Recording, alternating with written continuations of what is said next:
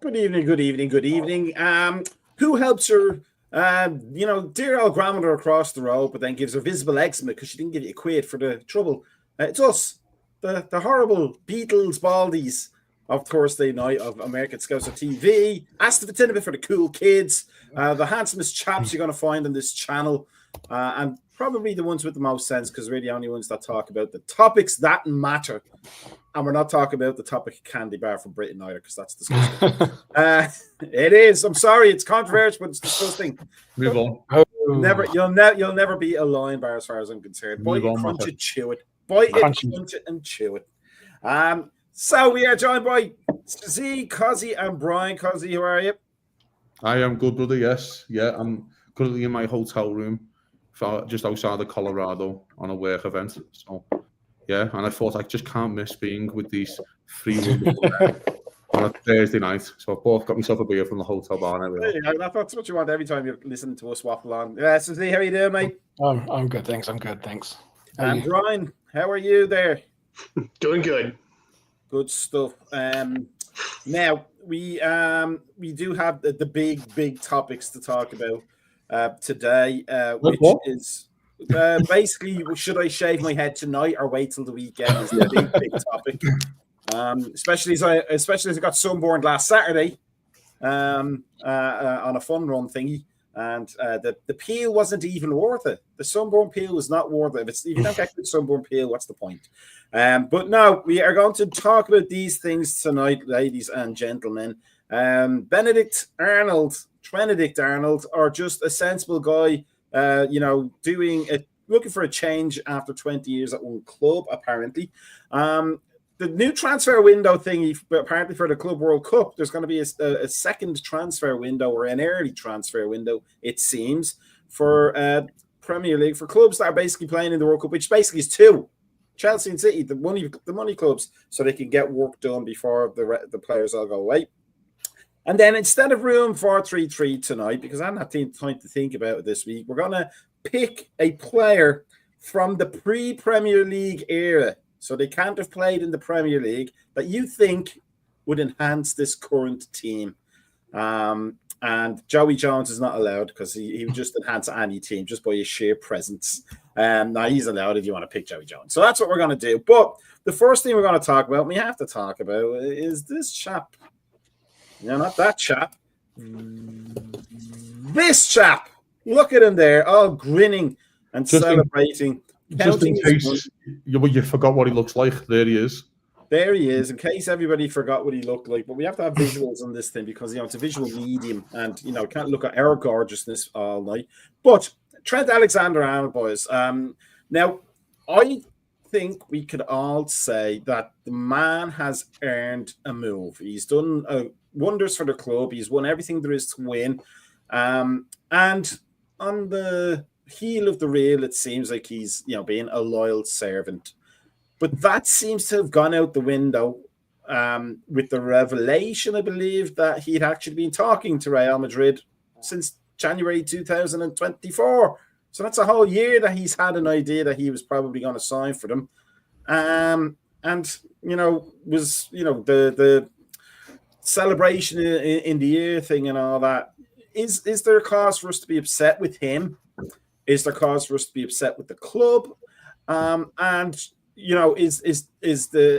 Is it this the modern fan thing where we expect loyalty and give none in return, as I've read and heard some places? Or has he been stringing us along and not done, I listened on the radio thing today, Coutinho signing so we would get cash for him, which was a generous thing for him to do. You kind of would expect the homegrown lad to do that. I know Cozzy has a controversial take on this, so we'll start with Sir Z. Sir Z, what are your thoughts on this? It is a farrago, isn't it, right now at this point? It's not just an thing. I mean, I'll put my views on Discord, and obviously the counteract what Cozzy originally said. I know what he's going to say later, and I'm kind of maybe on board with what he might say, but the loyalty thing, I think it's overrated. I think it goes both ways, and that's not disrespecting Cozzy's original opinion. I mean, you look at him as a homegrown player and so forth, and we gave him his chance, but he also delivered potentially 2 Premier League trophies, which he's had a massive part in. Champions League, we can't take that corner to Divock Origi away from him. He has been a great servant to us. But like I said, loyalty runs both ways. The club will sell players that don't want to leave. Us as fans turn our backs or slate players that try to give their best for the club and sometimes don't. And it's so the loyalty thing is it's overrated. And to see fans buying Liverpool shirts just to burn them, it just makes absolutely no sense at all. It's just a complete, it's just a gimmick just to put themselves on social media. So, I mean, out of the 3, if it means that he leaves, so Salah and Virgil stay, then I'm good with that. I think with Trent, he'll learn the hard way. He's not the best right back in the world. He's one of the best players in the world, but he's definitely not one of the best right backs in the world. So, to take over Carvajal in that position, I think he's in for a rude awakening. He's going to go, up against Barcelona's forward players and so, the other top forward players and wingers in the Spanish league. He's going to be doing that, and the media will turn their back on him very quickly. And then did that with Bellingham. We saw that, first season, he was like Ballon d'Or, and he's had a mediocre season by his standards this season, and they turned their back on him. And so, but I mean, that's not for us to care about. I think it's unfair to say that his legacy is tarnished given what he's done for the club. But I'm not bothered by it. I mean, I think I'm more hurt with Torres leaving to Chelsea the way he did than Trent doing this. And the fee, FSG have money. We could have bought, because supposedly we could have bought Caicedo last season or whatever. We bought 4 midfielders last season. They have money. They'll choose it when they choose to spend it. I don't think we would have got more than 70 million for Trent, and who knows how much of that would we would have spent.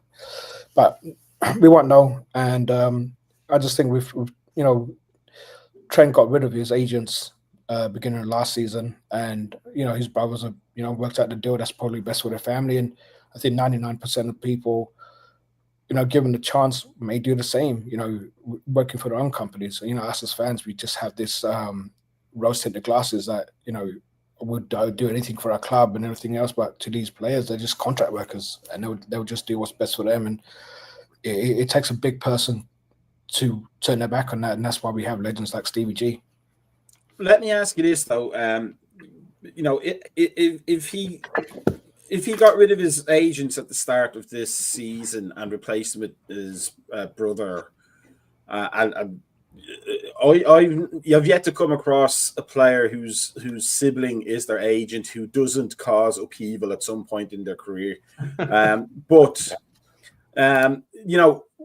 in terms of the PR of it, because I agree with what you're saying. I think the loyalty thing is a little bit overrated. We're loyal to the club, and we want what's best to the club as supporters. Players are loyal to their, they have a short career. He could get injured tomorrow, and his main means of getting income is gone. And we all know these players that they're not economic geniuses. They're not living way under their means just in case it all falls apart. They're spending as much as they can spend, as young people will do when they fall into a lot of money. But if he'd said at the start of the season, look, I'm changing my agents and I have a feeling this may be the last one, or maybe before Christmas, when all the speculation about 3 contracts was coming out, he said, do you know what, I've done a lot for the club and it might be time for a change. Do you think that would soften the blow, as opposed to the way it's coming out now? As in, if it is true that they've been talking for the past year and not said anything, and even hinted that, it's all talk and media talk and only he knows what's going on, that seems to be the sticking point for me. Not so much that he's going. We've lost players before, but the fact that we as fans, we want to know who we have to be loyal to. We want to know whether or not loyal. We want to know who we're supporting. Are we supporting Trent all year because we know, we can give him the send off. We could say, "You did great, lad. Go enjoy Spain. It's muck. Food's great. Market are terrible, but go and enjoy it. But we don't get to do that now because it feels a little bit backhanded, doesn't it, Susie? That's what I say. Yeah, I mean, it is tainted in that sense. And, I think it's been badly advised on how to handle it. I mean, he changed his agent at the beginning of last season. So I think when supposedly if they're speaking to Madrid in January of last season, that was before Klopp announcing that he was leaving.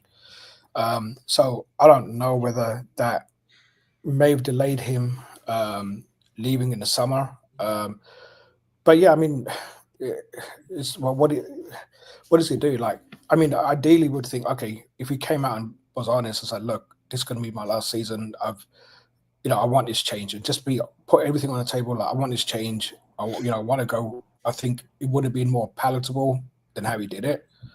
And it's just come at a time when we've got three of our best players all in the same boat.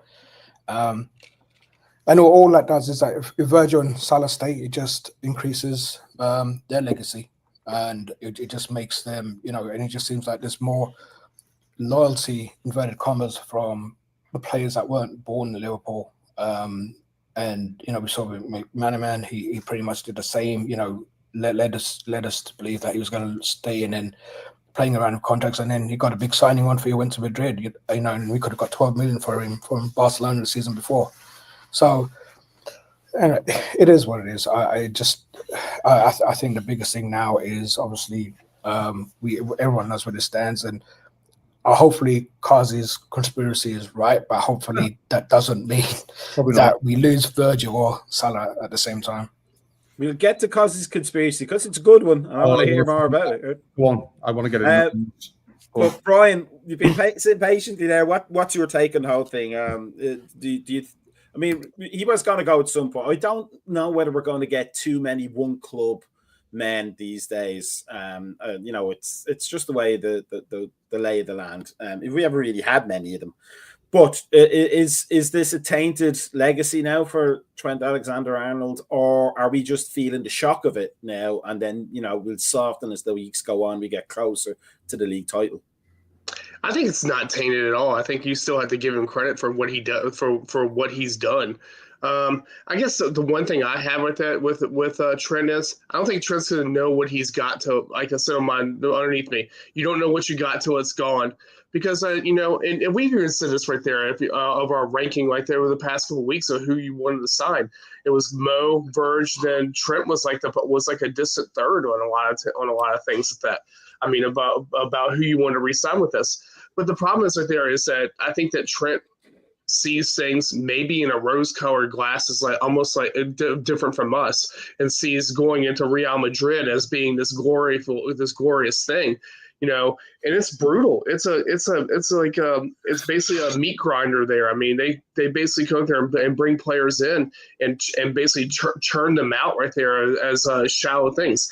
And he just go ask Michael Owen. I mean, that's like a prime person to ask about what happened to his career, because I mean, he went into Madrid and came back a shambles after leaving Madrid.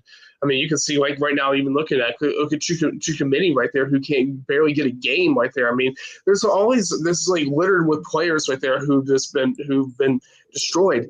And I mean, I think do we ever want to see Trent leave? Probably not. I never want to see Trent leave. I thought Trent eventually right there was going to go to he's probably going to stay about a vice captain, because I don't see him as being a captain material, because he doesn't really talk, he's not vocal enough on the pitch, and his head goes down a lot of times right there. I mean, so I'm like mixed about it right there. I mean, I think I see from a club standpoint right there, I think he could have done the right thing right there, sign a deal last summer, say, hey, guess what? I'll sign you a deal, but hey, that way the club gets a fee and moves on. But I mean, I think that would have been the loyal thing to do right there. I mean, kind of like how you talked with Coutinho did. But I mean, we've seen players right there who never wanted to leave this club get sold on. Daniel Agger, primary example right there, never wanted to leave the club right there, got sold on. We sold Fowler to Leeds. I mean that's another player who never wanted to leave here. I mean, sold Kevin Keegan. I mean, there's so many different players you go to line right there that, players that we sold right there who have been great, who wanted to possibly stay at this club. I mean, if Trent wants to leave, I mean, that's gonna be on him. I mean, I said that plenty of times. That's on him. That's not on us. I mean, he's gonna have to go there and figure that part out himself right there. I mean, because again, right there, it's the red machine keeps going. I mean, we're gonna go there. We're gonna have more players that are gonna come behind Trent. Trent's not the end all be all of Liverpool. Just the Kevin, because I was going to bring up Kevin Keegan as an example. He actually did want to leave. Like he had announced it way before, like that he was going to Hamburg and he was going to experience continent. Back in the days when it was really rare for an English player to go and play on the continent. That's what I was thinking of. Something like that where everybody knew he was going to leave, and he did so much for the club, and to be fair, he did leave at the 1977 European Cup as a gift, which was a great one and Bertie votes in his back pocket as well from that game. But there is ways of doing it, isn't there? Ian Rush did it smart way as well. Yeah, but he came back because being in Italy was like a different country. Yeah, that famous quote. I couldn't handle it. It was like being in a different country. But because, there is a right way and a wrong way of doing it, isn't it? It's not necessarily the leaving of Liverpool, but that grieves us. But it could be done so much better, couldn't it? If it's going to be done, Cosy, if it's going to be hit done, us with it. No. We'll get the part at the end, what I think might happen. But as it stands right now, he's a rat. He's a complete and utter little rat. So let's fucking break this down. You've all got soft in your old years, you guys. It's fucking ridiculous. This is a lad who sat there his whole career. I want to be in my whole career. I want to captain this football club. He's literally on his way to being the captain of this football club. Whether we think he's captain material or not is by the by. If Virgil van Dijk leaves in 2 years, he's the captain of this football club. Whether you like it or not, right? So forget all that for a second. And this is the part. He signed a 4-year deal at 21, 22, when everyone else was signing 6 and 7s. This has been on the cards for 4 or 5 years. You know what I mean? Whatever it's been since he signed that deal. He's a go on the free. Now, I'm not telling... Here's my big thing about this, right? You don't tell me how I can react and how I should be, how I should feel. That's the worst part. You can all feel differently. You can all... If people want to shake his hand and let him... Whatever. Sound. But he's a little rat. Because what you do... And by the way, I don't think Real Madrid wanted to pay money for him. I don't think Real Madrid can be asked. They don't want to pay money because they've had a whole line of sinker for 2.5 years. If they go, I want to sign a new contract to get 30 million for Liverpool, I'm not paying the 30 million. You come on a free and you put it on his toes, and what's he done? He's gone. Well, he's going. As it stands, it looks like he's going anyway. This is the other part of this little rat story. He's the one who goes to Real Madrid in January and goes, can you put a bid in for me? Because he definitely knew about it then if he's been in contact for 18 months. He definitely knew Real Madrid had to put a bid in January and derail Liverpool season as we're going for 4 trophies. And Liverpool top of the league. Is that what you do to your hometown club? Is that what you do to your boyhood club that you love and support? No, you don't. You do it the correct way. And as you just said, this is the other part as well. There's got to be... This is mostly on Trent, by the way. I'm not even blaming the club in a certain aspect. I'm not. The only thing the club... I have 2 things about the club which they can have a look at themselves. Number 1, they're extremely naive to take a football player's word. Right? We'll get it all sorted. We'll get this back room in and we'll box it up. Extremely naive. And they should know better after being 10 years in charge. You should know better. Right? And number 2... but we had all these fucking different guys coming in and sporting director. Couldn't Billy Hogan do it? Couldn't Billy Hogan just box his contract up 2 years ago? He's been here for 12 years. Don't you trust him to do it? Just go and do one contract for you and let the other 34, 35-year-olds run down or wherever they are, and we can just box them now like we're meant to. That's what you're meant to do with lads in older 30s, you know what I mean, mid-30s. But this loving story of like, I'll just shake his hand and let him go. No, he shouldn't. He doesn't deserve anything from this club. It doesn't deserve hero status. He doesn't deserve anything as it stands right now. It's absolutely appalling what he's done. And this thing of like, you want to win the Ballon d'Or and all that, no problem, man. But when you actually look at all the other players that people have just named, by the way, McManaman leaving Liverpool were in no state to win the league when McManaman left. Absolutely no state. And by the way, McManaman's also a rat that doesn't get the love in from Liverpool. Absolutely, for how good he was in the 90s. Because, my God, he was the only shining light out that Liverpool team in the 90s, him and Robbie Fowler. They were the only damn 2. And he doesn't get the love in. Does he get the love of Robbie Fowler? Absolutely not. Does Michael Owen get the love in? No. Does Michael Owen maybe slightly softened in 20 years? Maybe. But he still doesn't get the love in. Absolutely not. So this thing of like, even we all sit around this fucking thing. We join our Discords and we join all these little fan chats and they go, Coutinho's a rat. Coutinho did the right thing then, didn't he? But you won't say the same thing about Trent Alexander-Arnold. You won't say the same thing. Leaving on a free transfer, 25. Oh, he doesn't owe you anything. I seen Carragher's little comment today. It's absolutely wild. But we got him on a free, and he leaves on a free, so it's like kind of even. Oh, is that what you do? Is it? Yeah. So you get a stockbroker and you make loads of money for your company. You just let him walk out the door. No, you don't. You try and fucking get an asset and you try and keep your asset, don't you? Because he makes you money or he makes you better. That's what you do. Or the stockbroker, you know what I mean? It's just a kind of weird. Well, it's kind of balanced out, isn't it? Because Liverpool got it on for him. Liverpool have fed him since he was 8 years of age. If you want to be like that, then Liverpool have fed and clothed him since he was 8 years of age and made him the player he is. I think that is worth something. Maybe I'm an arsehole to think, you know what, lad, we've made you the player you are. We've defended you. By the way, those fans have defended you when you've been absolutely rinsed by media all over the world, by the way, laughed at on the big stage. United their own, for example, in January, absolutely laughed at. We defended your absolute average defending at times. And we're the loyal ones defending you. The absolute least you could do is tell this football club in 18 months ago, lads, I am going whether you like it or not to Real Madrid 18 months ago, and the club can have a plan in place. That's what you can do. You could, I had no one to speak to. You couldn't speak to Billy Hogan. You haven't got a way to speak to like the ownership. Is that what you're trying to tell me? The ownership have literally, you can't reach out to them. You can't go into the secretary and go, any chance you can email John Henry because I've got something to say to him. Do you know what I mean? Like, that's absolutely wild as well. So this thing of the no sporting directors, a lot of garbage as well. Yes, it's been delayed in certain aspects, but FSG can definitely send out men to go and get the contract sorted. But this is where I back the club. He doesn't want to sign the contract. Liverpool have literally offered him more money. He's taking less though. He wants to play for Real Madrid, no problem. But you don't tell me how to feel it. You don't tell me how I should treat you and respect you. Because I don't respect your word, what you've said previously in the past. Your word means nothing. And that's what a rat is. But, and this is my little weird conspiracy theory, I still think this could be a little weird thing now. Real Madrid is just feeding to Fabrizio Romano. Just to try to make the fucking thing untenable. Like, look, I don't even want you. I've got the card, I have to blah, blah. You know what I mean? And don't be surprised. This is Real Madrid that you're dealing with. This is not the knights in shining armour when it comes to transfer business, gents. Yeah. You know what I'm saying? So you also need to consider that, which I might just go, listen, you know what, lads, you've done the dirty on me, I want to sign a deal, and book you then. Do you know what I mean? And it could be a weird Steven Gerrard turning point. Do you know what I mean? And I've just got a feeling that to do this when Liverpool 12 points clear, you didn't get to celebrate the league title last time. For this to come out now, I'll be fucking, if it is his brother, I'll be locking him in a room going, what are you playing at? How have you got this out now?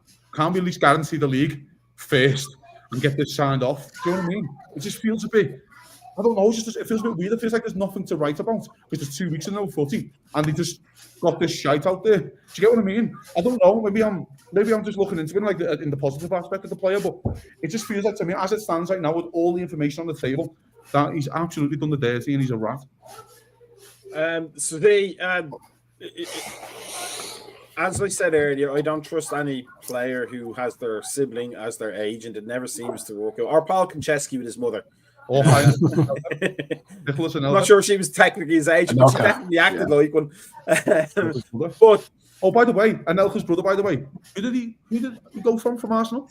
PSG. No, he went. He got him from PSG. Who did he go to? Real Madrid. Oh, Real Madrid. Yeah. I mean, maybe that's their modus operandi is to get into when they're siblings, to just talk to them through the whole thing. But I think Ozzy makes a point there with 12 points ahead and 9 games to go, or whatever it is. You know, it's got to be a hollow celebration at the end. You know, if everything carries through the way we think it's going to carry through. But even if Cozzy's right and there is a Stevie G change of heart somewhere near the end of it, it's never going to be the same, is it? Regardless. I think if it changes his mind, I mean, we're assuming all of this is like 100% exactly factual. So, you know, I mean, everyone was saying that he was going to leave in January and we're going to get 35 mil for him. So, to Kaz's point, I mean, I don't believe that we have billionaire boardroom owners that they really, really waited to the last second to do this. I think they probably knew. And I think that the club tried to save Trent's reputation, and maybe Salah and Virgil have signed, and I think the club probably knew that he was going to leave. and somehow the story's got out or whatever. But then a part of me thinks that we don't see him again because he's injured. And I think it's come at a time where he's injured. He's not going to be playing for us. I don't think he plays for us again this season. And he gets around Madrid and plays in that Club World Cup, whatever it is, and he gets registered in time for that. I don't think we see him because I don't see any way, which way we are going to win a league, like almost like 99.999% we're there. I don't see how he gets on that bus. It just tarnishes everything. I'd rather have Klopp on that bus. The fucking people might throw him off the fucking top of it. There you go. No, fuck off. And we all try to read into things. We've seen the way Virgil's looked at him, in games. We've even seen, I don't know whether it was real or whether it was just them playing around. Salah and Trent going at it, on a training ground. Like it just something just doesn't feel right. I mean, maybe we contextualize what we see and we maybe read too much into things, but it just doesn't seem right. And I think it's being poorly advised, and it's not the first player that's being poorly advised by family, and it won't be the last. But I just don't think he knows what he's doing. And if his parents are still staying in Liverpool, the amount of crap that his parents will be getting, staying in Liverpool and just watching this guy just go to Real Madrid, and and like Kaz is absolutely right. You can people entitled to their opinions and feelings about it, but we're bigger than him, and we've had much better players leave us. Obviously not in the way that he's doing it, but we just get on, and we are bigger than Real Madrid, and and it's just typical Madrid. Tried to do the same with Stevie G. Tried to get him to start a fight with the Liverpool board and everything else, and he wasn't having it.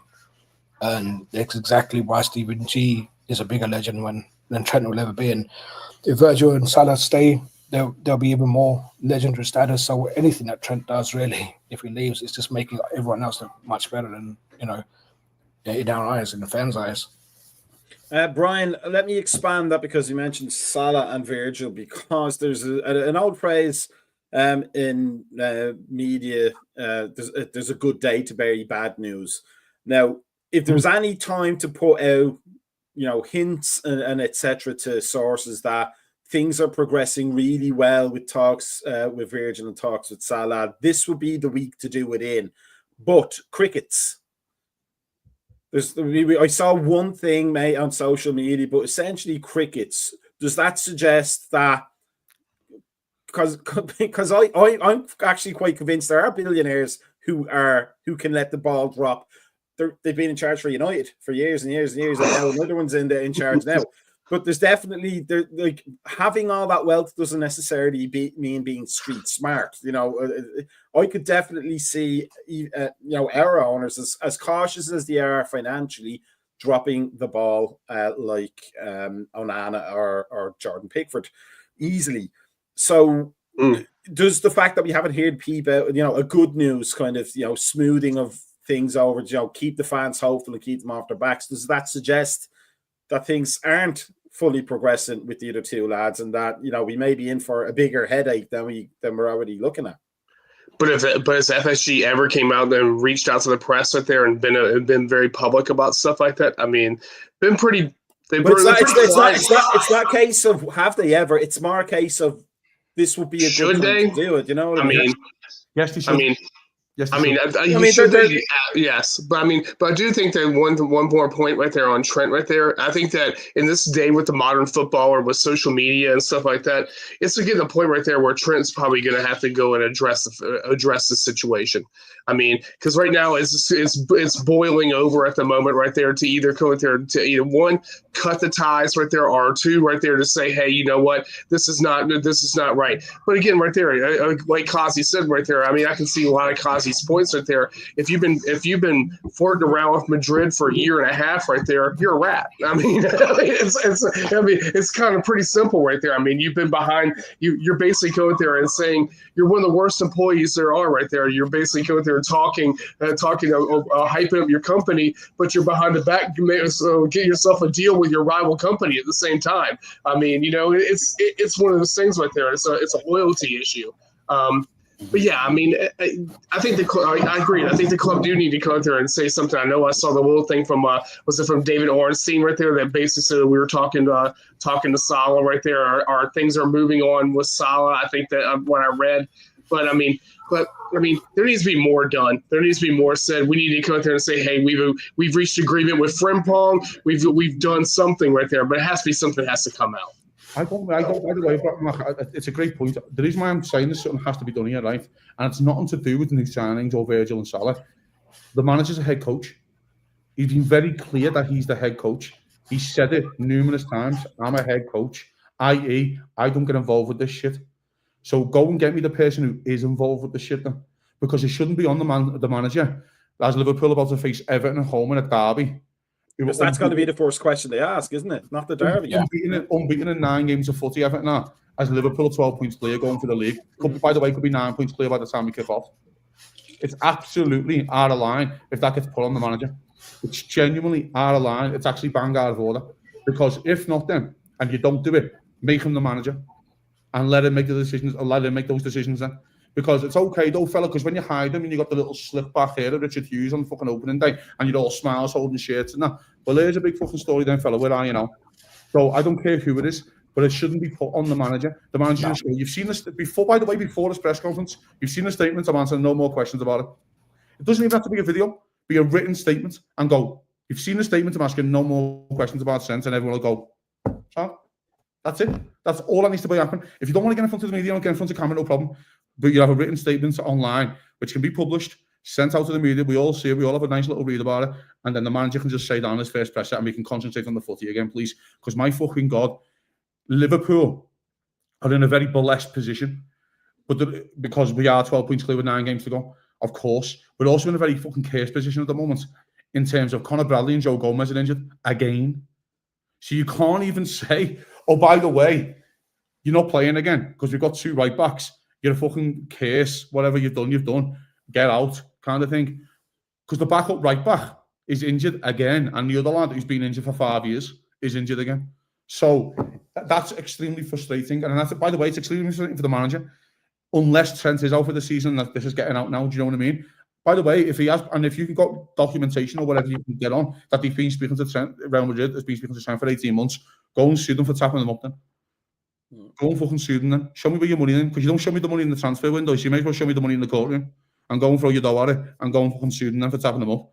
Because they shouldn't be speaking to up until January the 1st. That's when they were allowed to speak to them. So it's just, it is what it is, fella, right? I'm frustrated and annoyed because of what Trent's done. But there's also a part of this, and again, I'm not blaming the club. I think Trent's made the decision he wants to go on a free transfer. I do not blame the club for that. And as you know, lads, if I've got a fucking chance to hit FFC over the head, I will fucking take it. But I can't blame the club for that. The only thing I can blame the club on is that this is extremely naive. That you think that you're taking players' word to it. You get on contracts and you get them signed as soon as possible. And my God, if you say, well, we never had a sport line out there. We didn't really have very much organisation. Don't give me that, fellas. You could hire someone that you trusted. Literally, you own sporting franchises with other lads negotiating contracts. You could literally sit down with that lad and go, we don't want to pay no more than 300 grand a week for him. Can you go and have a chat with him? And just go and box it, or try and box it. Do you know what I mean? But you need a statement out if this is just going to be blown over by the derby, because it's bang out of order on the manager. Maybe they were sitting there thinking, you know, well, we can let them go, but we can get the 4th, 5th, and 6th picks in the college draft as well while we're waiting. No comment. But yeah. So now, speaking of that issue, I really, really hope that I got the right slide here. But there's got to be 2 transfer windows, apparently, temporarily, approved by FIFA and agreed with the Premier League. One from June, it just seems so stupid, June 1st to the 10th. And then June 6th, they just keep it open from June 4th. That's the most UEFA, FIFA stroke Premier League thing I've ever seen in my life. By the way, it's all Premier League. I want to say this. All Premier League negotiate their own windows. It's not to do with UEFA. They just sign them off on FIFA. They just sign them off. The Premier League go, here's what we want for our window this summer. That's literally how it happens. So the Premier League shareholders, i.e. the clubs, have negotiated this. Yeah, but my point is, why stop at June 10th for a week? Just keep going. Here's my question now. What do you lads think of that? I mean, like, is this just to satisfy the big, again, Real Madrid kind of a deal, like the big clubs with money? Because I'm sure if Stoke asked for this, Fulham, that's not going to get listened to. So is this just, are we looking at money bags ruling the game and we just have to accept this fact, and then the game that as we know it and love it is pretty much gone? I haven't really got a comment on it right now because I don't know why they've done it. And I'm going to assume something's going to come out in the summer of why they've done it. You know what I mean? This thing of like when the transfer, the Club World Cup closes or something like that, and they're going to close for a week. The window's still basically open during the first because deals will still be getting done because that's what tapping cup does. Right? What we've just been talking about, and you just be sending the paperwork through on the day it opens again. So it's just I don't know. It's just like a political gimmick, maybe a bit of a stunt. I don't know. It's stupid, but we'll see what happens. We'll see what kind of weird explanation they come out with in the summer. I think the Premier League, if the Premier League have done it like Kazi said, Premier League make their own rules, then I think it's probably because they want a Premier League club to win this. Puts Premier League in the eyes of everyone around the world even more. So it's more TV rights, more TV revenue, and so forth. And if Chelsea and Man City win it, there's bigger players coming into the Premier League. We really got KDB leaving. Trent leaving. We got, there are. It's just going to maybe attract more bigger players into the Premier League. And it's just, obviously, Premier League club winning it. It just makes the Premier League that much of a bigger TV revenue than any other football league out there. It just doesn't make sense for that week break. Don't know what that's about, but just don't have the break. It just doesn't make sense. I mean, it is one of those, like, let's put the stupidest people in charge of things and let's make decisions. Yeah. This whole tournament's a sham. It's a sham. It really is. I mean, that's all I can say about it right there. First of all, right there, is this transfer window opens up before the Champions League final. That's the one thing that's a sham right there. And on top of that, you have the current probably the team that's probably going to win the Premier League this year not be represented in this thing right there. Even though I'm okay with it right there because I think do an Asian tour. Perfect right there, but it's all, this whole thing right there is all about FIFA gaining more cash. I mean, that's all this is. It's all about revenue. It's the same typical FIFA crap and UEFA crap that you hear every year right there. It's just going there and just pilfering money out of people somewhere through there. Yeah, are you going to transfer these players to there? Because I heard one thing like Ronaldo's like talking about making a loan movement over to a club so he can be represented in this tournament, stuff like that. Give me a break. I mean, they're just trying to make something out look something like it's legitimate. And it's not legitimate. I mean, it is going to do nothing but in the future, but may have more turmoil and toil on players, and because there's more matches on their legs, more injuries, more it's just a group of old men, Anthony and this group of zealots up there right there making more cash, and that's all it is right there. I'm not even gonna watch the tournament. I don't care. I can care less right there. I'll go out there and play with the chickens in my yard or something like that. I mean, then watch this crap. I mean, it seems almost WWE scripted, doesn't it? Yeah. I mean, I suppose it's just to give City and Chelsea and the other clubs a chance to sign players ahead of the tournament.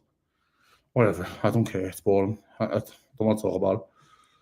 But does it not, like, because we have that whole Super League thing where they don't want promotion relegation and it's a closed league and you just have the best teams playing against each other, which will get very boring. The beauty of the game is that Plymouth Argyle can beat Liverpool on any given day. That's the beauty of the game, even though it affects us.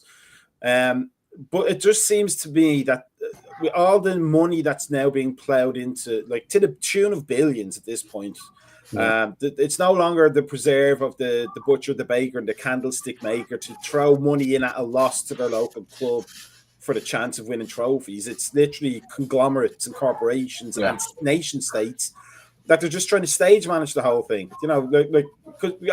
For me, it's a big indication of that is when people say, well, we don't want to have Real Madrid or PSG and Liverpool in the first round of that knockout stage. But that's what the game is. That's what the randomness of it is. You're not always going to get Real Madrid, Liverpool in the final. Sometimes you get Monaco and Porto, and it actually turns out to be a great final. And does it seem like they're trying to almost script everything that happens in the game, and eventually that's what it's going to be? We're just going to have to watch Tranmere or Wigan. The Premier League now has 14 American owners, and this isn't me slating American or whatever but they have their own ideology and the way they think sport should work. Completely entitled to it because it makes them a lot of money. They're going to try and bring their own ideas. I've said this before on previous podcasts, and I'll say it again for our friends out there. Don't invite venture capitalists into your league, and then they bring venture capitalist ideas. It's very, very simple. You know what I'm saying? I just find it a little bit wild that this is even a conversation still. You invited Saudi Arabia and Dubai into your league, and you've signed them off. Oh my God, but now they're doing all this wrong. Oh, what did you expect them to come in just to follow your rules? Actually, not. They want to compete, they want to win, and they're going to do everything they can to win. So this, by the way, the horse is bolted from the gate. Like it was bolted 20 years ago when Roman Abramovich came in. It was half bolted when Jack Water bought Blackburn. It was half bolted then. In terms of, okay, everyone goes, but he's a local lad. Well, if I go make my money in Dubai, then go home by Liverpool. Am I a local lad? He's done good. But still making money in Dubai or whatever it was. I know Jack Water was different. Do you know what I mean? They always go, he's a local lad, though. He's done good, isn't it? You have no idea what I was doing. I could be selling fucking arms to Saudi Arabia. It's just, I find it absolutely wild that this is even a conversation stuff. So yes, we will always be controlled by now the 14 owners with the American idealisms and stuff like that. It's just going to happen. It is what it is. And it's just a part and parcel of the game, unfortunately now. And again, don't invite them into your league if you don't like capitalist ideas. If you believe in capitalism and they have a capitalist idea, but you want socialist football, what do you want? You want socialist football? Because Ian Hurd started this 15 years ago when United did, when he tried to get the TV money. Liverpool United were like, can we bring all the money in? That's all us, fella. We bring 70% of the money in. We want a bigger share of the pie. And what happened? They got outvoted. I'll tell you right now, fella, if that conversation come up again, it'll be funny now to see who gets outvoted. Because Liverpool and Man United, I'll tell you right now, City and Chelsea don't want to be given the same kind of dough to Ipswich. You definitely don't want to be given the same kind of dough to Nottingham Forest, because look what Nottingham Forest can do, or look what Aston Villa can do. So, that's by the way, that's something that's going to be approached in 5 years, and you go, remember when fucking Cosy said that? That's going to be brought up again. Of like sharing the TV money. It's a ventureless capitalist idea, and that's what we have. Fucking hell, it just does my head in that. People are surprised by this. It's weird. Brian, do you think fans have to shoulder some of the blame for that? With sort of the exception of Liverpool fans to an extent, because we are built on that sort of more egalitarian principle from the days of Shankly. But there are clubs who are just waiting for that. They're just waiting for that nation state to put in a bid for the club because they can get all the money then, or they're just waiting for that venture capitalist, as Cosy says, to invest in the club because they want the success. And at this point, they don't care how it comes. Like we were very, very set against, as a Liverpool fan base, against the Saudis or that Chinese billionaire DIC as well. Yeah.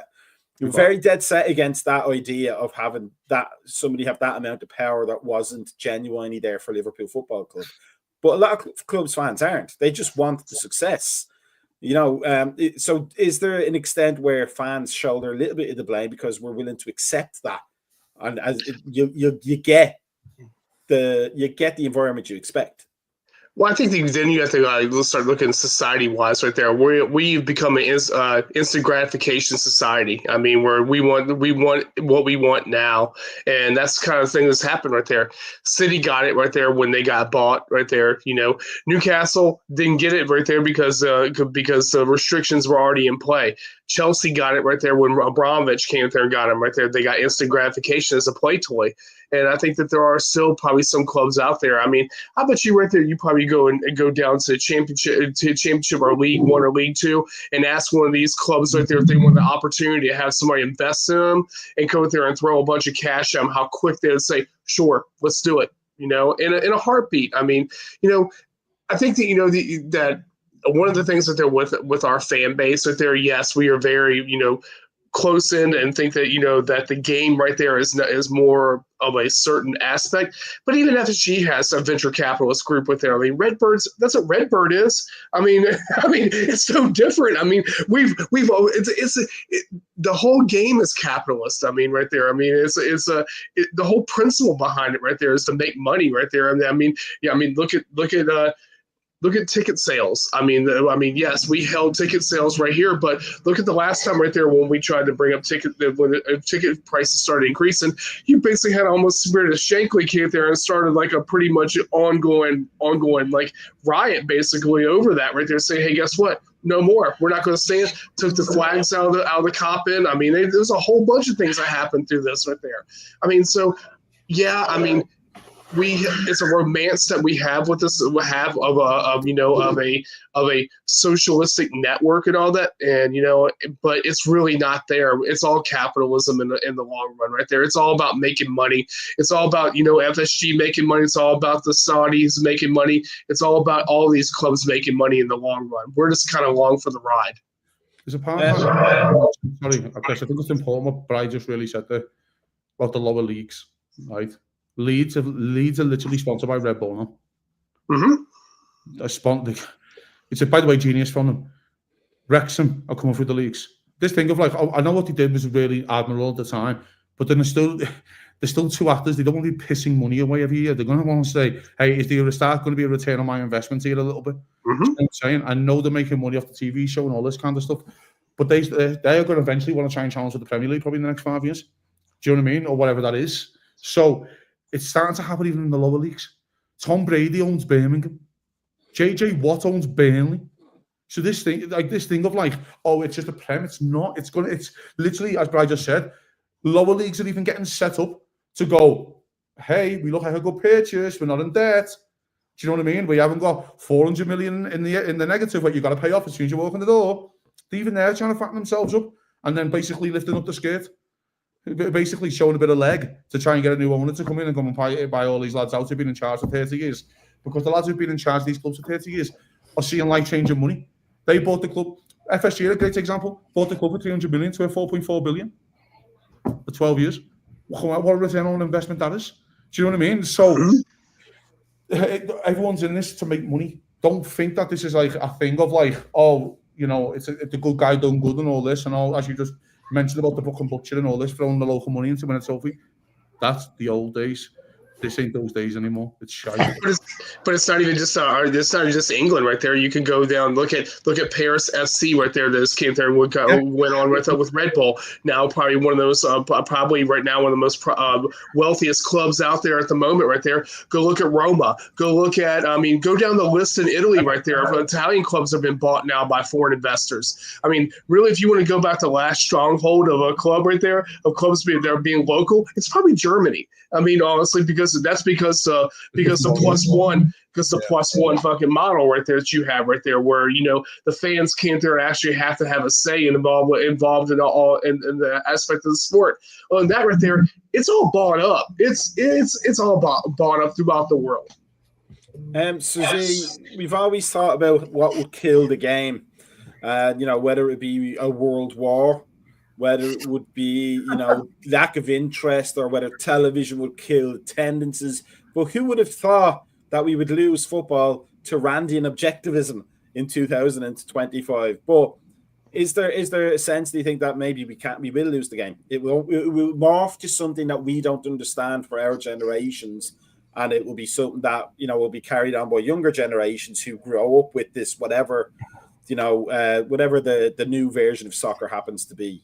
4 teams playing 200 games a season against each other. I mean, I don't think it's going to get to that extent, but I mean, I think definitely as the game becomes global, and even as Liverpool fans, we have to remember we were only one deal away from being owned by Dubai, and it's only because Gillette and Hicks promised to have a brand new stadium quicker than DIC. And we rejected DIC, and they're offering more money. They're offering 450 million and taking care of all the debts. And people forget that. We would have been a state-run club as well. And I remember at the time, before I think all of Twitter and Instagram and everything else, Liverpool Football Club, they had this forum on their website. I don't remember anyone complaining then. We started spending that money that Dubai were promising. We started spending that money before we even had it.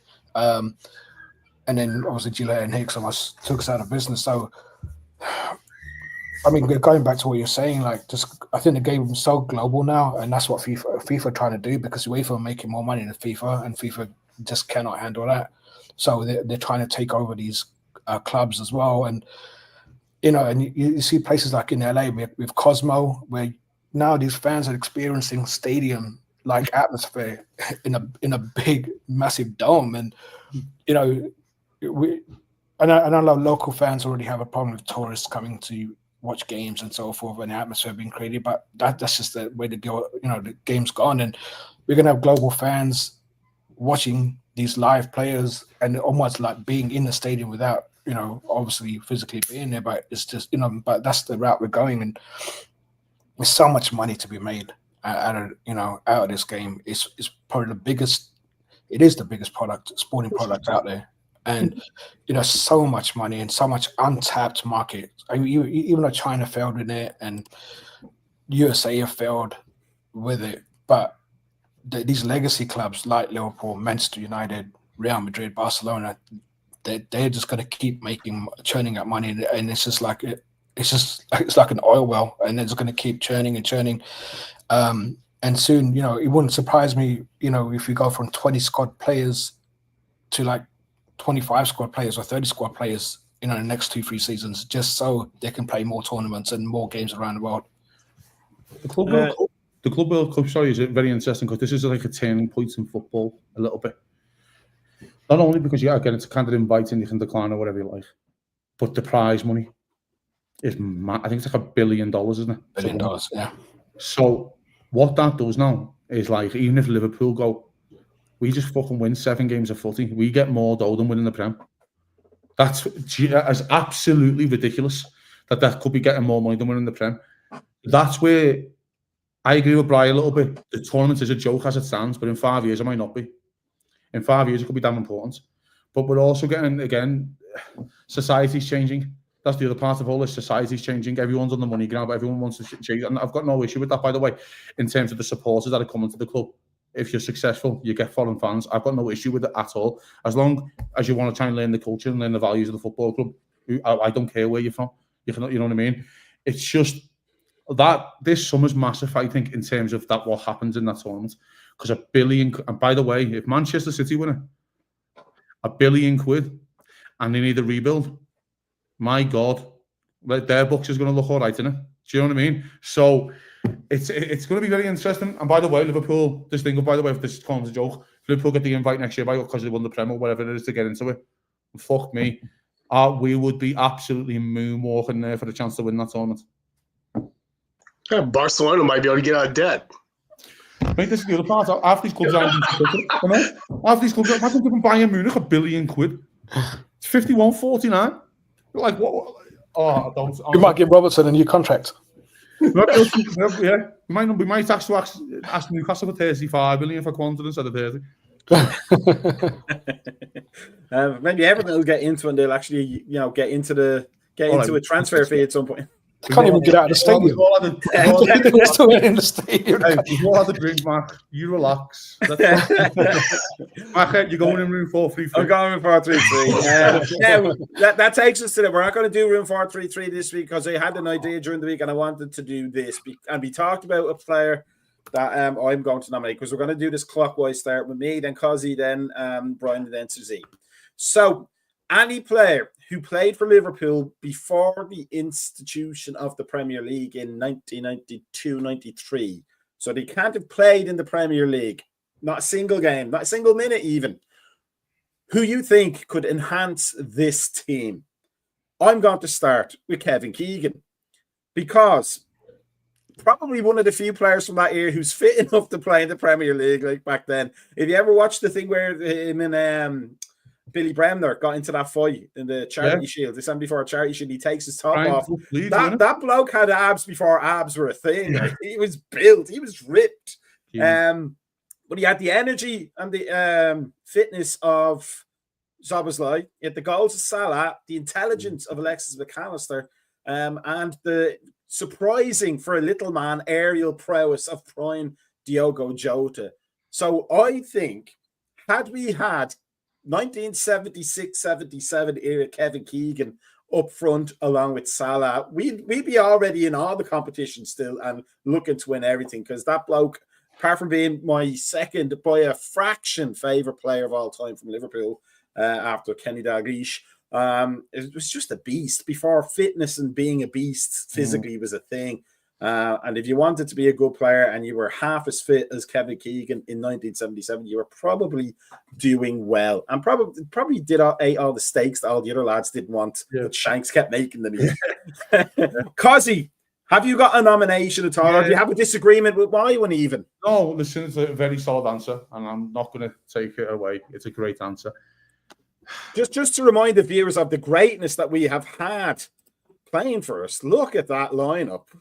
Yeah. Look at that jersey. Forget the lineup. That was a sweet jersey. By the way, the guy on the right might be my answer, but I don't think I'm going to pick him. Is that because he's clearly been on the ecstasy tablets that night? Yeah, exactly. Well, when you win, I think that's 84 Rome, isn't it? So when you win 84, yeah. When you win it in Rome, fella, in front of the Roma crowd, yeah, that's what I'll be doing to the Roma fans as well. So, but I'm probably going to pick Alan Hansen, I think. He was the original Rolls Royce of a defender.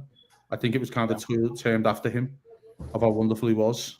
Of course, I've only ever seen highlights, kind of thing. Such a hard question. Yeah, I imagine Alan Hansen and Virgil van Dijk. It's the dream centre of our partnership, isn't it? Really, you know what I mean? Especially over that fraud on the other side.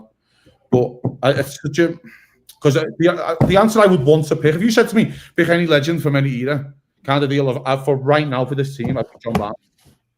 But of course, he played in the Prem, so I can't have him. Do you know what I mean? So I would say Alan Hansen. Yeah, but that's a hard question. I mean, when you think about it, though, him and Virgil van Dijk together, the kid person would never have to wash a pair of shorts between the two of them. That was the running joke. Alan Hansen would come off the pitch with not a single speck of dirt on his shorts because he didn't have to. He was so good at reading the game. But for people who are watching this, Suzy as well, because you're from the same era as me, watching Alan Hansen, there is no way we can describe how good he was except to say, imagine Virgil van Dijk, but better. Better. He was some player like that, wasn't he? He was. He was special. He was special. And I mean, again, he was so cool. Yeah, like again, the terminology of the Rolls Royce is literally invented after Alan Hansen, and this is a part of the game with modern day football. We try and forget, the Sky Sports just built the whole football, and we just forget what happened previously because football started in 1993, and that really has to be kind of battered down now. But Alan Hansen and Virgil van Dijk, I reckon the Reds concede 4 goals all season. I mean, in 78, what was it, 12 goals or something that we conceded all season? Yeah, and really low like that. Didn't we only concede like 2 at home all season one year? Something like that, yeah. It was like that 77, 78 team. And by the way, these were the years when you have 42 games in the league or something like that. 42 games in the league and no shin guards because he didn't have to wear them then. And Graham Souness could get away with turning around and thumping a player in a European game and knocking him out and not getting anything for it. Yeah, of course. Back and we didn't have the pristine grass and turf that they do now. It was literally boggy mud pitches by January, February. So that's a solid answer. I think Alan Hansen would enhance this team no end, and he would stay fit. He would stay fit. He didn't start to get injured until he was older. But not like that other fraud on the other side of him. Yeah. And then also became one of the best pundits on television. That was you won't win anything with kids. You won't win anything with kids. All 3 of them. Thanks for that. Brian, what is your choice? I'm going with that guy on the right because I think that Graham Souness right there would be a monster in this midfield right there for his squad right there. I think you basically have a McAllister on the side right there with Souness right there would be amazing right there. I mean, the amount of that Souness grasped the game, took it by a scruff of his neck right there. I think it would be just it'd be immense. I think that we basically would control mostly. I don't think that we would have had the same issue we had against PSG right there with Souness in that midfield. I think that would have been. I think we would probably stomped in that midfield, and that midfield would have probably been under control. So I'm with Souness. So Even though the controversy of later on in his life right there, but as a player right there, you look at the highlights right there. I mean, one of the hardest tacklers. I mean, one of the ones that just went into a match. The people feared him. I mean, it's kind of like the player that Calcedo wants to be in a way, in a lot of ways right there. You know, that strong man right there, and that's something that this squad lacks. It's funny with Souness, I always think about him. He'd be a number 6 now, wouldn't he? Because there's no box. That's what I was going to ask, right? So my choice of Keegan fills a gap that we currently have on the team, which is proper number 9. Yeah. Cossy's choice of Hansen fills a gap we have, which is a functioning centre half that doesn't get injured all the time. But who do we replace in the midfield? I mean, I'm saying Souness could replace all 3 of them all by himself. Of course. But how would you structure that midfield, Brian? Gravenberch. After Gravenberch's last 10 games, 100,000% Gravenberch. To be fair, yeah, that's a good fair point. He'd be a 6. Yes. Mark, I know kills you, but the box-to-box fielder is dead. It's dead. But did he not have... I think we'll get sent off for most of the games. Actually, right, you can't have him. Yeah, he wasn't last season. Did he not have Jimmy Case minding the shop when he went forward and Terry McDermott? Or was Terry McDermott the pure box?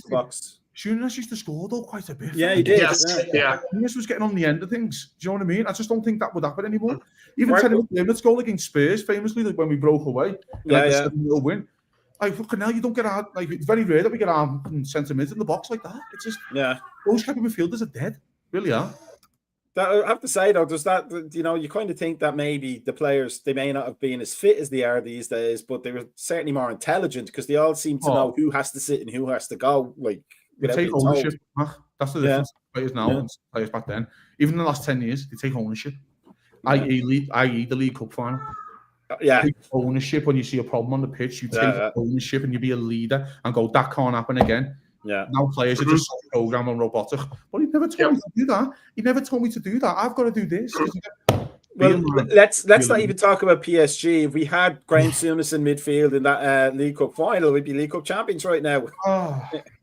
Joe Linton would be like, I want to play in that club because I don't want to kick that lad ever again. Yeah. So Zay, do you have a choice for Premier League legend who could play? Doesn't have to be a legend even. You guys have left this guy for me, Dalglish, all day long. Especially you're talking about gaps in our squad and gaps in our team. He was the false number 9 before false number 9 was a thing. He was intelligent. He was just there was no stopping him. Originally, I would have picked John Barnes, and I remember he played in the Premier League, but Dalglish was just something else. His partnership with Rush, even with John Aldridge, towards the latter end of his playing game, it was just amazing. It was so beyond his time, and if he wasn't Scottish, if he was English, or if he was anything or European, he'll be getting a lot more accolades than what he does. He was just such an amazing player, and to take over, Keegan, the way he did, we thought, Keegan's leaving, gone, and there's a big void to fill. He out Keegan, he was just so brilliant. Even as a manager, he was, the first player manager to win the double, and it was just so seamless. It made everything so seamless, and Dalglish, and especially in this current team, and it's crazy to say because we're 12 points ahead and everything else, but him, Salah, that's it. Forget anyone else playing up front. I'm not going to go against Dalglish, of course, Philip, but for 90 minutes, can I just have Dalglish behind Darwin Núñez for the game? Can I see that for my own comedy? When he's playing back and Darwin's looking, going, what was that? I just want to see that for my own self. So our team right now is Alisson in goal, Van Dijk and Hansen centre halves. Yeah. We have Graham Souness in central midfield, and we have Keegan probably on the left because he played a lot on the left as like the left forward with Toshak being the main man. Kenny Dalglish is false line and Mo Salah at the left. Okay, so here's what I'm going to do. Cosy, you get a left back. Brian, you get another central mid, and Suzy, you get a right back who can play in the Premier League to complete the team. Can't they play in the Prem? Can't have played in the Prem. Play for Liverpool. Play for Liverpool. It's Phil Neal, isn't it? I think it is. Well, no, it's not. It's not like it probably is. It probably is just because of his career, his trophies alone. I think he's the only Englishman to win 4 Champions Leagues. Which is, I think he's one of the most successful players. He was the one in terms of that. Like he's the one who kind of transferred. Did Nicol do left back when he won it? Nicol did right back when he won. Nicol did left back because I remember when David Burrows came into replacement, they were almost looked alike. They looked exactly the same. Because he did both sides, didn't he? He did both sides. Yeah, he did the PFA Player of the Year, didn't he? And so I don't think Nicol played in the Prem for Liverpool. And you can't leave out the PFA Player of the Year. I don't think so. I'll go Nicol, but to not have a 4-time European Cup winner in your team just feels a bit fucking ridiculous. But a PFA Player of the Year from fullback, do you know what I mean? You must have been half decent. So you have Nicol at right back, Brian, second central mid. It's going to be Souness and McAllister right now. So what was my position again? Yours is left back. Oh, okay. All right. And because he's just taken yours. You might just have the other one, but go on. I have an idea as well if you don't mention it, but Brian. Alan Kennedy, you know. Oh fuck, go on. Sorry, Brian. I forgot. It's hard really to think about that. Who I put right there. I mean, you could probably put. Oh man. Probably like you said, Alan Kennedy would be a good pick through there. I mean, that would be there. Mulvey played in the Prem, didn't he? Mulvey played Prem. Yeah, Mulvey played Prem. Yeah, he played with him and Barnes were central midfield for a couple he didn't play in there. If he didn't play in the Prem right there, it'd be Peter Beardsley right there for me. Right there. I mean, that would have been like a really good build up, but he played in the Prem, so you can't really pick him. Oh, such a hard question, fella, that you've asked there, Matt. Do you know what I'm here for? Did Steve McMahon play in the Prem? Yes, I think so. I don't think he did. No, I don't think he did. I don't think he did. No, he did. So he is Centenary kid. He played with Centenary season. That was in '92. So I think he's in I think he's before. I think he goes 91, 92, Mark. I think he's in that last year before the Prem comes along. Because I want Steve McMahon in because I think he's like one of the most underrated players that we've ever had. Yeah. I think he was, you get to pick. Well, I mean, it's Brian on the midfield. The only thing I would take away from Steve McMahon was that he got leathered by Vinnie Jones in that 88 cup point, and then shrunk for the rest of the game. He didn't shrink. He was he bloody well did. I watched it. I cried after that game.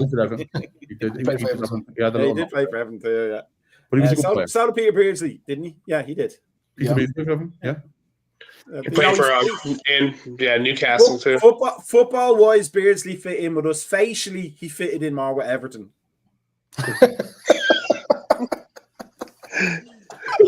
Oh no! Accrington Stanley. Suzy, do you have a left back from that era that you would?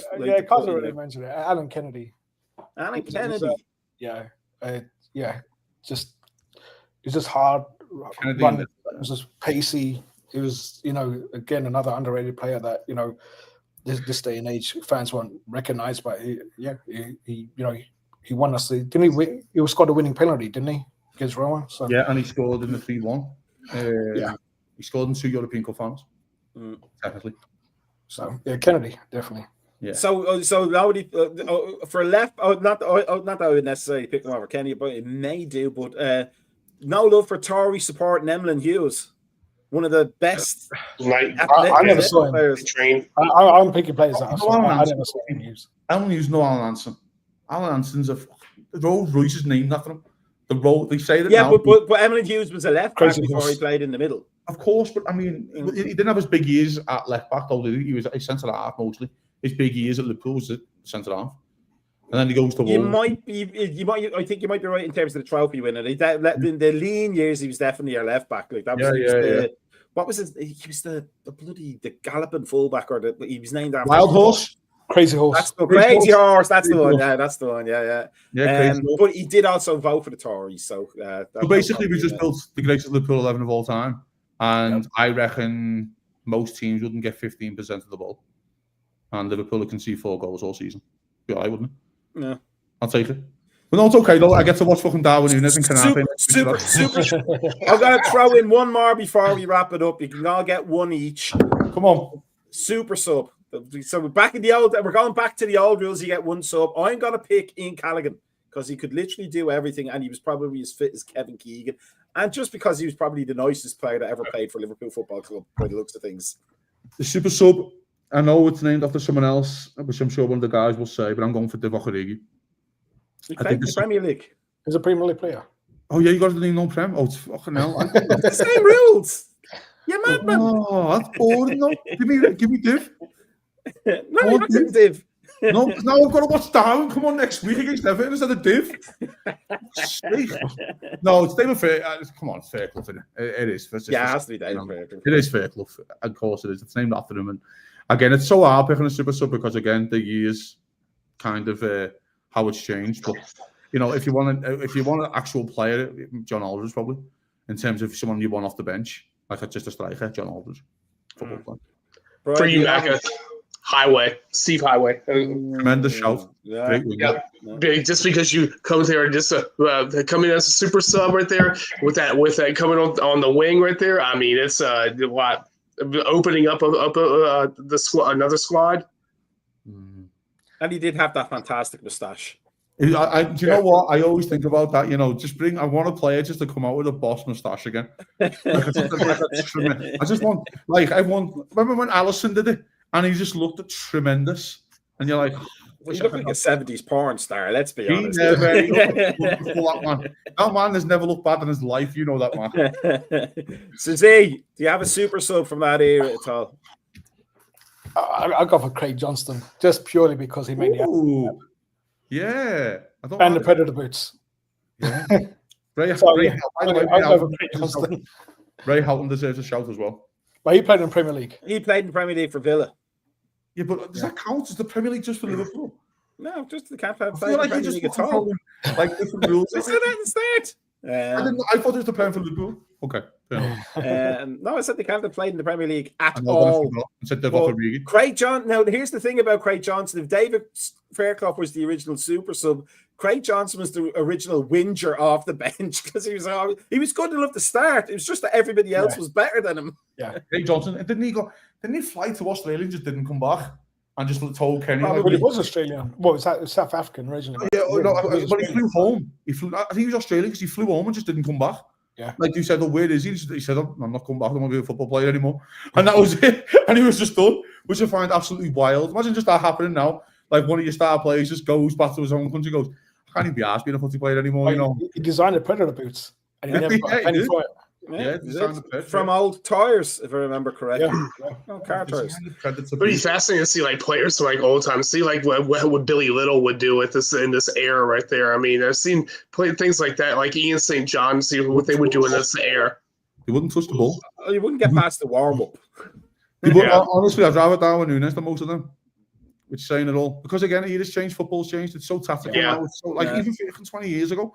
Liverpool, and again, this is controversial. Liverpool have whacked that 99 United side. They wouldn't touch the ball. Stagnant 4-4-2. And then we got players running into weird spaces and all that, playing in the 10 role. They're going to lose their heads. It's just, football's changed a lot. Isn't it? Don't know if it's for the better, but it's just changed, hasn't it? I think sport altogether has changed right there. I think it's a lot more finesse, and we have this conversation at work all the time because it's on something a totally different sport, but it's like a constant cycle in my work of LeBron James versus Michael Jordan. Like it's for 11 years, different people who've been in my office, and the same argument's been going around for different people. It's like this is like the 11-year argument right there. Who's the better player? It's like you can't rate anybody right there just because it goes back to eras right there. I mean, with it, I don't think that would Pele be the same player that Pele was back then. Now with the athleticism and the different training and all these other things that you have now, I mean, it's a hard, you can't compare because the game changes. Yeah. All we know is that if Dr. Sam Beckett ever does make the quantum machine, you better not go back and make right what once went wrong. You better get our team that we've just named there because it's winning everything for 10 years. I'm going off what Bryce says. The game will always changes. But one thing that stays the same, a rat of a footballer is still a rat of a footballer. Absolutely. Just ask the Neville brothers. And Ryan Giggs. But with that said, time to wrap up. First, before we do all the nice social media promotion stuff, there's no morning coffee show tomorrow morning and no watch along this weekend, which means we all get a nice rest. So you know, we get, is it next Wednesday, isn't it? The Merseyside Derby. I got to make sure I'm off work for that, or getting out early, which doesn't happen very often, the 10-hour days, but it's happening the next Wednesday. Make sure you are following us on the YouTube, on the Instagram, and Facebook, Twitter, Blue Sky, Mastodon, Uri Geller's special psychic classes, and the Pony Express, if that's what you want. We should be back next Thursday. The Monday show, or the Monday morning coffee, should be back on Monday. But it's a nice rest for us, boys. Let me hope that I say this correctly, but Eid Mubarak, or whatever way you say it, to whoever celebrates, all of you. It's been a long month, as I know. And you know, it's a great celebration, and we wish you all the best. Congratulations and felicitations of the season, and you know, you don't have to put up with our faces during it, at least. For once, it's that's a nice gift to the world from us, from American Scouser TV. But for all intents and purposes, we are going to go to Betty Boys, Cosy forcefully, when they shut down the hotel bar and tell me can't have any more. And then the rest of us, so we can attend to our daily doings. Entertainment. Yeah. I've got a picture sent on the hotel wall with some darts in it. There you go. But we will see everybody next time. Have a good one. Peace out. It is time for some funky music.